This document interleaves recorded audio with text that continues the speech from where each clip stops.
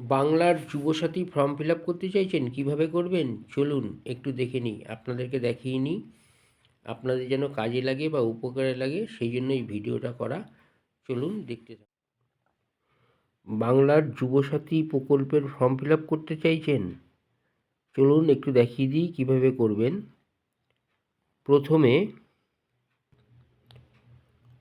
প্রথমে দুয়ারে সরকার registration number, এটা আপনাদের লেখার কোনো দরকার নেই। তারপরে আধার নাম্বার আছে, আধার নাম্বারটা লিখবেন। যে ক্যান্ডিডেট ফিল আপ করবেন তার আধার নাম্বারটা অবশ্যই দেবেন। এবং তারপরে উপভোক্তার নাম মাধ্যমিক বা সমমানের পরীক্ষা অনুযায়ী তার নাম লিখবেন, টাইটেল লিখবেন। তারপরে মোবাইল নাম্বার ব্যাঙ্ক অ্যাকাউন্টের সঙ্গে যুক্ত আছে সেই মোবাইল নাম্বারটা দেবেন যেখানে ওটিপি ঢুকবে। তারপরে ইমেল আইডি দেবেন, লিঙ্গ দেবেন স্ত্রী না পুরুষ। তারপরে জন্ম তারিখ দেবেন। তারপরে বাবার নাম দেবেন, মায়ের নাম দেবেন। যদি কোনো মহিলা বিবাহিত হয়ে থাকেন তাহলে তার স্বামীর নাম দেবেন। তারপরে ক্যাটাগরি অনুযায়ী সে শিডিউল কাস্ট, ওবিসি, তপশিলি জাতি কিনা সেটা জানাবেন। তারপরে সার্টিফিকেট নাম্বার দেবেন, যে মাধ্যমিক পরীক্ষা দিয়েছিল সেই সার্টিফিকেট নাম্বার দেবেন। তারপরে সে বিবাহিত কিনা সেটা জানাবেন বা বিধবা কিনা সেটা জানাবেন। তারপরে বাড়ির নাম্বার, ভোটার লিস্ট যদি থেকে থাকে তাহলে ভোটার লিস্টে দেখবেন অবশ্যই বাড়ির নাম্বার থাকবে।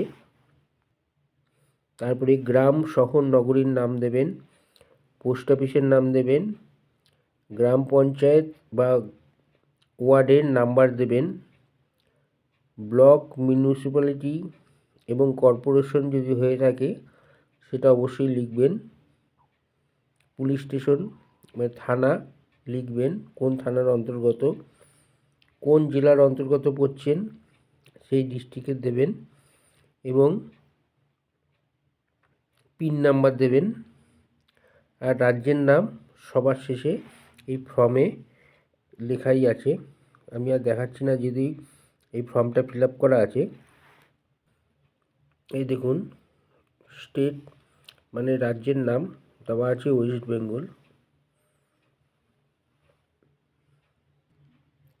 তারপরে দ্বিতীয় পৃষ্ঠায় চলে আসবেন, মাধ্যমিক বা সমতুল্য পরীক্ষার বিবরণ। সেখানে রোল নাম্বার থাকবে, রোল আর নাম্বার আর কোন সালে মাধ্যমিক পরীক্ষা দিয়েছিল সেটা লেখা থাকবে, লিখবেন। তারপরে বোর্ড লেখা থাকবে, দেখুন WBBSC, CBSC, ICSC, WBB, ME and other. আপনারা যে বোর্ডের আন্ডারে পরীক্ষা দিয়েছেন সেটা লিখবেন। তারপরে থাকবে এডুকেশনাল হাইয়েস্ট মানে শিক্ষাগত যোগ্যতা সর্বোচ্চ। কেউ যদি মাধ্যমিক পরীক্ষা দিয়ে থাকে সে মাধ্যমিক লিখবে, কেউ যদি হায়ার সেকেন্ডারি দিয়ে থাকে হায়ার সেকেন্ডারি লিখবে, কেউ যদি বিকম বা গ্র্যাজুয়েশন করে থাকে সে সেরকমভাবে লিখবে, যেটা সর্বোচ্চ। আমি আশা করছি বোঝাতে পারলাম। তারপরে বর্তমান পেশা, সে যদি আনএমপ্লয়ি হয়ে থাকে মানে বেকার হয়ে থাকে তাহলে আনএমপ্লয়ি লিখবে। তারপরে ব্যাংকের ডিটেলস চাইছে, কোন ব্যাংকের সেই ব্যাংকের নাম লিখবেন, ব্যাংকের শাখা লিখবেন, ব্যাংকের অ্যাকাউন্ট লিখবেন এবং দেখবেন ব্যাংকের IFSC কোড একটা আছে পাসবইয়ের সামনে বা চেক বই যদি থাকে অবশ্যই আপনারা IFSC কোড পেয়ে যাবেন, সেটা লিখবেন। তারপরে দেখুন একটু নিচে চলে আসুন,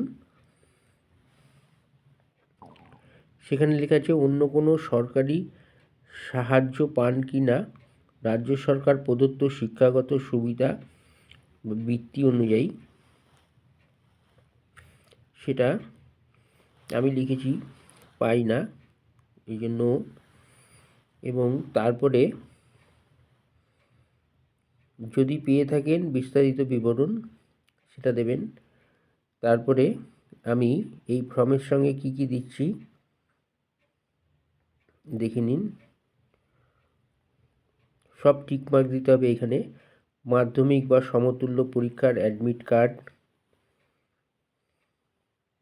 দেখুন মাধ্যমিক বা সমতুল্য পরীক্ষার মার্কশিট, শিক্ষাগত যোগ্যতার সার্টিফিকেট, আধার কার্ডের কপি, ভোটার কার্ডের কপি, ব্যাংক অ্যাকাউন্ট পাসবইয়ের প্রথম পাতা বা ক্যান্সেল চেক, বাতিল চেক, এবং কারোর যদি SC ST OBC সার্টিফিকেট থেকে থাকে, তপশিলি জাতি উপজাতি অন্যান্য অনগ্রসর শ্রেণীর প্রশংসাপত্র যদি থেকে থাকে দেবে। এবং এখানে আবেদনকারীর স্বাক্ষর, আর নিচে এইখানে যে আপনার অ্যাপ্লিকেশনটা গ্রহণ করা হলো দুয়ারে সরকারের, সেই একটা নাম্বার দিয়ে আপনাকে সিলমোহর দিয়ে এই কপিটা, নিচের কপিটা আপনাকে দিয়ে দেওয়া হবে। ধন্যবাদ। কেমন লাগলো অবশ্যই জানাবেন। আপনাদের উপকারে লাগার জন্যই আমার এই ভিডিওটা করা। যাই হোক, আজ এই পর্যন্ত রাখলাম বন্ধুরা।